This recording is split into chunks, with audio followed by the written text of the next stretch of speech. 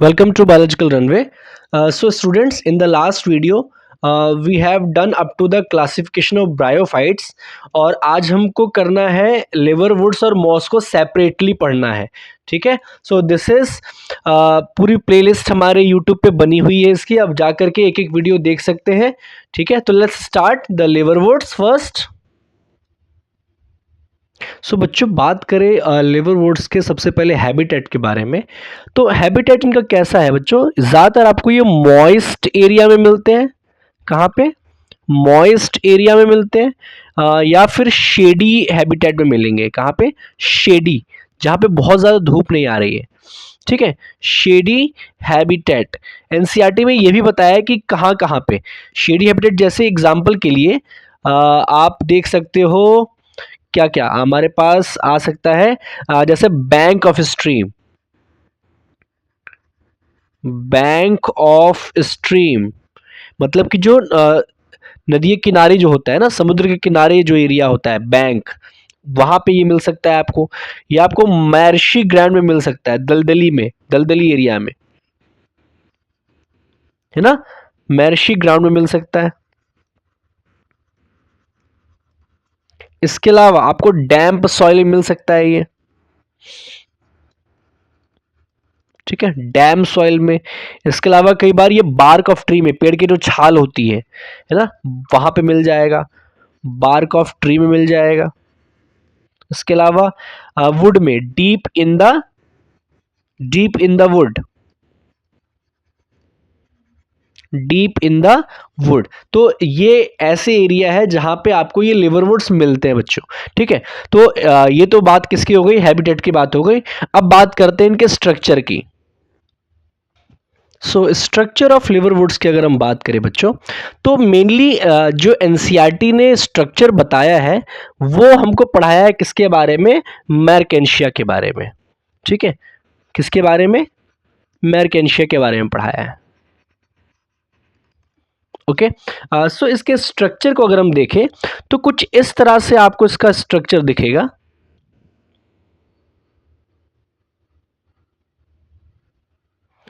इस तरह से कुछ इसका आपको स्ट्रक्चर दिखेगा. ठीक है. ये इस तरह से. ठीक है. तो ये बेसिकली कैसे होते हैं बच्चों? ये ग्राउंड से चिपके होते हैं. ठीक है. ग्राउंड से क्या क्या होते हैं? चिपके होते हैं क्लोजली, हॉरिजेंटली. सबसे पहले लिखते हैं हम हॉरिजेंटली, हॉरिजेंटल, क्लोजली अप्रेस्ड. चिपके होते हैं एकदम. Appressed to substratum. To substratum मतलब कि ग्राउंड से एकदम चिपके हुए होते हैं. ठीक है. इसके अलावा इनके पास यहां पे इस तरह से नीचे की तरफ इस तरह से स्ट्रक्चर्स होते हैं, है ना. हमने पढ़ा भी था पहले. क्या बोलते हैं इनको? राइजोइड्स बोलते हैं. इस तरह से नीचे की तरफ स्ट्रक्चर्स होते हैं जिनको हम क्या बोलते हैं? राइजोइड्स बोलते हैं. ठीक है. ये क्या है बच्चों? ये है राइजोइड्स. ठीक है. अब देखो, मैं आपको सेपरेटली बना के दिखा दे रहा हूं. ठीक है. राइजोइड्स दो तरीके के हो सकते हैं बच्चों. ठीक है. राइजोइड्स दो तरीके के हो सकते हैं. एक तो सिंगल सेल की आउटग्रोथ या तो हो सकती है. ठीक है. सिंगल सेल की आउटग्रोथ, या तो जिसको हम यूनिसेलुलर क्या बोलेंगे, और या तो ये मल्टी सेलुलर हो सकता है और ब्रांच्ड भी हो सकता है. ठीक है. मल्टी सेलुलर इस तरह से हो सकता है और ब्रांच हो सकता है. तो लिवरवुड्स में कैसे होते हैं? लिवरवुड्स में ये यूनिसेलुलर होते हैं. लिवरवुड्स में केवल कैसे होते हैं? यूनिसेलुलर राइजोइड्स होते हैं. ये चीज आपको ध्यान रखना है. यूनिसेलुलर ये किस में होते हैं? ब्रांच्ड वाले मॉस में होते हैं. ठीक है. मल्टी सेलुलर और ब्रांच्ड वाले जो हमारे राइजोइड्स है वो किस में होते हैं? मॉस में होते हैं. तो हमारे इस लिवरवुड्स में राइजोइड्स कैसा है? यूनिसेलुलर है. कैसा है? यूनिसेलुलर है. इनका मेन काम क्या होता है बच्चों? इनका मेन काम होता है एब्जॉर्ब वाटर करना. क्या करते हैं ये? Absorb water. वाटर को एब्जॉर्ब करते हैं ये. कौन? राइजोइड्स. ठीक है बच्चों, तो देखिए हमारे पास ये एक क्या हो गया, थैलस हो गया, है ना, जो कि एकदम ग्राउंड से क्या है, चिपका हुआ है। ये इस तरह से ग्राउंड से ऐसे चिपका हुआ है, ये देखिए, है ना, ये थैलस हो गया। तो एनसीईआरटी में बच्चों एक चीज और लिखी है कि इनके पास एक तो ऐसा होता है स्ट्रक्चर, ठीक है, ऐसा थैलस होता है जो एकदम चिपका होता है, और ये क्या है, ये लीफ लाइक है, ये क्या है, लीफ लाइक हॉरिजेंटल थैलस है, लीफ लाइक हॉरिजेंटल थैलस है, लीफ लाइक हॉरिजेंटल थैलस है, ठीक है। इसके अलावा इनके पास एक और स्ट्रक्चर टाइप का थैलस हो सकता है इस तरह से, जिसमें लीफ लगे हो सकते हैं, लीफ लाइक स्ट्रक्चर हो सकते हैं रोज में, इनटू रोज, इनटू रोज, इस तरह से हो सकते हैं। तो एनसीईआरटी में लाइन लिखी हुई है, इसको आप, कई लोग कहते हैं कि लिवरवुड्स में लीफी स्टेज नहीं होता, नहीं होता है, इस तरीके से होता है जिसमें टू रोज में होते हैं, एक रो ये हो गया और एक रो ये हो गया, टू रोज में लीफ होते हैं, ठीक है, टू रोज में लीफी स्टेज होता है। तो ये आपको ध्यान रखना है। तो इस तरीके से दो तरह के क्या हो सकते हैं, इनके पास थैलस हो सकते हैं, ठीक है। सो एनसीईआरटी में जो डायग्राम दे रखा है वो ये दे रखा है, ठीक है, वो ये दे रखा है मर्केंशिया का, जिसमें आपको ये जो ब्रांच नजर आ रही है ऊपर की तरफ, इसको हम क्या बोलते हैं, इसको बोलते हैं आर्किगोनियोफोर। क्या बोलते हैं, आर्किगोनियोफोर, ठीक है, मतलब कई सारे आर्किगोनियम इस पर लगे होते हैं, इस तरह से कई सारे आर्किगोनियम। आर्किगोनियम क्या है, फीमेल सेक्स ऑर्गन है, क्या है, फीमेल सेक्स ऑर्गन। हमने जब जनरल लाइफ साइकिल किया था पिछली वीडियो में, तो मैंने आपको ये सब चीजें वहां बताई हैं। आर्किगोनियो फोर क्या है, जिसपे कई सारे आर्किगोनियम लगे हुए हैं इस तरह से, ठीक है। और यहाँ पे आप एक स्ट्रक्चर ये दिख रहे होंगे, ये गैमा कप है, इसके बारे में भी हम बात करेंगे। ये क्या है, गैमा कप, ये गैमा कप है, ठीक है। ये क्योंकि आर्किगोनियम है, फीमेल सेक्स ऑर्गेनिज, इसलिए ये क्या हो जाएगा, ये हो जाएगा फीमेल गैमेटोफाइट। ये किसका स्ट्रक्चर दे रखा है, फीमेल गैमेटोफाइट का दे रखा है,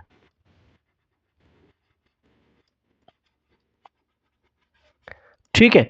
वहीं पे ये क्या है, ये है एंथेरिडियोफोर, एंथेरिडियोफोर,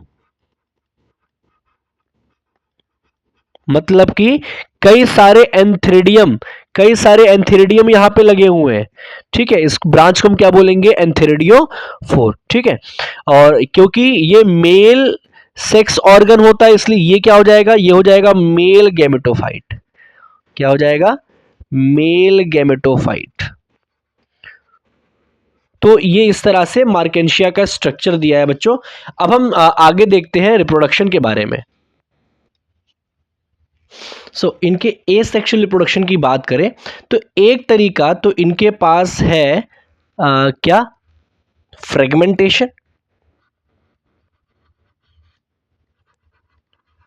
फ्रेगमेंटेशन, और दूसरा तरीका, इनके पास एक स्ट्रक्चर प्रेजेंट होता है जिसको हम बोलते हैं गैमा कप। क्या, गैमा कप, मतलब इनके इनका जो अपर सरफेस होता है, इनका जो अपर सरफेस होता है, इस तरह से उसमें एक कप लाइक स्ट्रक्चर प्रेजेंट होता है, जिसको हम क्या बोलते हैं, है ना, ये कप लाइक स्ट्रक्चर प्रेजेंट होता है, कप लाइक स्ट्रक्चर प्रेजेंट होता है, जिसको हम क्या बोलते हैं, गैमा कप बोलते हैं, गैमा कप बोलते हैं, ठीक है। गैमा कप के अंदर, गैमा कप के अंदर इस तरह से कुछ बर्ड्स बनती हैं, इस तरह से कुछ बर्ड्स बनती हैं, ठीक है, कुछ बर्ड्स बनती हैं इस तरह से, इस तरह से कुछ बर्ड्स बनती हैं, जिसको हम क्या बोलते हैं, गैमा बर्ड बोलते हैं,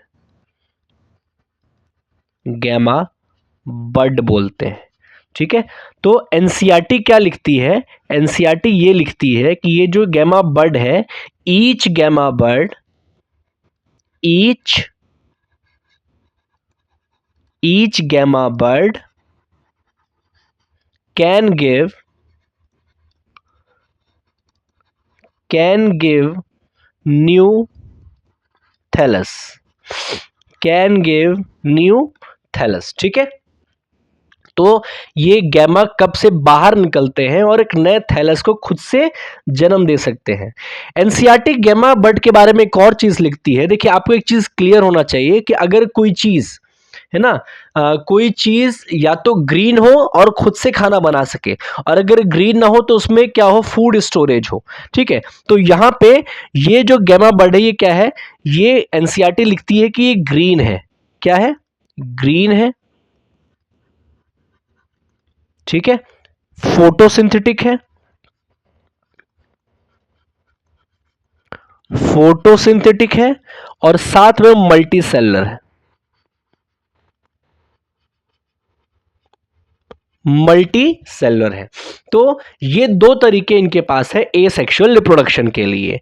आगे बढ़ते हैं इनकी लाइफ साइकिल की तरफ।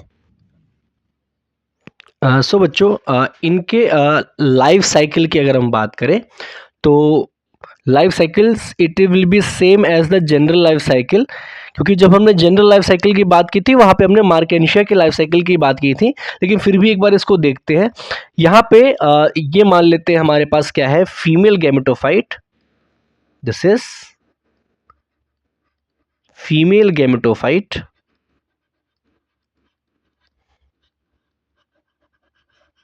ठीक है, and this is male gametophyte, this is male gametophyte. Female gametophyte के पास सेक्स ऑर्गन कौन सा है, आर्कीगोनियम। क्या है, आर्कीगोनियम। ठीक है, मेल के पास क्या है, एंथेरिडियम, मेल के पास क्या है, एंथेरिडियम। ठीक है, यहां पे ये क्या है, ये आर्कीगोनियम के पास क्या है, एग सेल, एग सेल है, जो कि कैसा है, हैप्लॉइड है। ठीक है, यहां से क्या रिलीज होंगे, यहां से रिलीज होंगे गैमेट्स विच इज बायफ्लैजिलेटेड, और ये आकर के इसको क्या करेंगे, फर्टिलाइज करेंगे। ठीक है, फर्टिलाइजेशन करेंगे। क्या करेंगे, यहाँ पे फर्टिलाइजेशन करेंगे, फर्टिलाइजेशन करेंगे, जिसके लिए क्या चाहिए होगा, इनको वाटर चाहिए होगा, जिनके लिए इनको क्या चाहिए होगा, वाटर चाहिए होगा। ठीक है, तो एंथेरिडियम से ये निकलते हैं हमारे एंथेरोजॉइड। क्या इसको, इनके गैमेट्स को क्या बोलते हैं, ये भी आपको याद रखना है, एंथेरोजॉइड, एंथेरो एंथेरोजॉइड निकलते हैं। तो एंथेरोजॉइड जाएंगे एक्सेल के पास, उसको फर्टिलाइज करेंगे। अब फर्टिलाइज करने के बाद, फर्टिलाइजेशन के बाद क्या होता है, यहां पे ये जो एग है it will form to the zygote. क्या बन जाएगा इसका, जाइगोट बन जाएगा। Now this is what, zygote. क्या बन जाएगा, जाइगोट बन जाएगा। ठीक है, जाइगोट बन जाएगा। ठीक, ये क्या है, फीमेल गैमेटोफाइट ही है, फीमेल गैमेटोफाइट के ऊपर बनेगा zygote, female gametophyte, female gametophyte के ऊपर क्या बन गया, जाइगोट बन गया। ठीक है, अब ये जो स्ट्रक्चर है, ठीक है, जाइगोट फर्दर डेवलप करेगा, फर्दर क्या करेगा, डेवलप करेगा, और ये बनाता है स्पोरोफाइट स्टेज। क्या बनाएगा, स्पोरोफाइट स्टेज बनाएगा। और हमको पता है कि इनका स्पोरोफाइट स्टेज कैसा होता है, जिसमें कैप्सूल, कैप्सूल सीटाफुट, क्या होगा, कैप्सूल सीटा, सीटाफुट, ये स्ट्रक्चर इसमें प्रेजेंट होंगे। अब आपको ये ध्यान रखना है, यहां पे जो स्पोरोफाइट बना है, ठीक है, ये कैसा है, ये डिप्लॉयड है। कैसा है ये डिप्लॉयड है, this is diploid structure, 2n है, ये डिप्लॉयड है। ठीक है, और अब ये जो स्ट्रक्चर है हमारे पास, ये स्पोरोफाइट है। अब आप यहां देख सकते हो कि ये गैमेटोफाइट के ऊपर डिपेंडेंट है, गैमेटोफाइट के ऊपर कौन डिपेंड है, स्पोरोफाइट डिपेंडेंट है। स्पोरोफाइट क्या है, डिपेंडेंट है। ठीक है, स्पोरोफाइट डिपेंडेंट है, कैप्सूल सीटा फुट वाला स्ट्रक्चर। तो अब क्या होगा, ये जो हमारे पास ये हमारे पास जो कैप्सूसीटा फुट वाला स्पोरोफाइट था, इसके अंदर यहाँ पे कैप्सूल के अंदर क्या होगी, मियोसिस होगी। क्या होगी, मियोसिस होगी। And it will release the spore, it will release the spore. ये क्या है, दीज आर स्पोर। ठीक है, क्या होने के बाद, म्यूसिस से ये स्पोर बनेंगे। और स्पोर की प्लॉइडी आपको पता होनी चाहिए क्या होता है, हैप्लॉइड होता है। ठीक है, further this spore will germinate as male और फीमेल गैमेटोफाइट। तो इस तरह से ये पूरी जो लाइफ साइकिल है ये कंप्लीट होती है किसके लिए, लिवरवुड्स के लिए, मैकेंशिया के लिए। एक चीज आपको और याद रखनी है कि एनसीईआरटी में ये दे रखा है कि जो गैमेटोफाइट है वो क्या है, यहाँ पे ग्रीन है। ठीक है, क्या है, ग्रीन है, फोटोसिंथेटिक है, फोटोसिंथेटिक है। लेकिन जो स्पोरोफाइट है, स्पोरोफाइट क्या है, नॉन ग्रीन है, इट इज नॉन ग्रीन। ठीक है, dependent, dependent on the gametophyte. तो this is the life cycle of what, this is life cycle of liverworts marchantia. ठीक है, इसके बाद अब देखिए, लिवरवुड को आप अगर एनसीईआरटी से आप जाकर रीड करेंगे आपको एक एक लाइन बहुत अच्छे से क्लियर होगी। और नहीं clear, please let me know, I will clear it. ठीक है, मुझे कमेंट बॉक्स में जरूर बताइए कि कौन सा आपको, कौन सी लाइन समझ में नहीं आई है। तो यहाँ हमारा लिवरवुड तक हो गया। नेक्स्ट वीडियो में हम चलेंगे, मॉस को पढ़ेंगे। ठीक है, तो फाइनली हमारा नेक्स्ट वीडियो में ब्रायोफाइटा कंप्लीट हो जाएगा। तो प्लीज़ आप देखते रहिए इन वीडियोस को। प्लेलिस्ट पूरी बनी हुई है और चैनल को सब्सक्राइब करके जरूर जाइएगा। Thank you.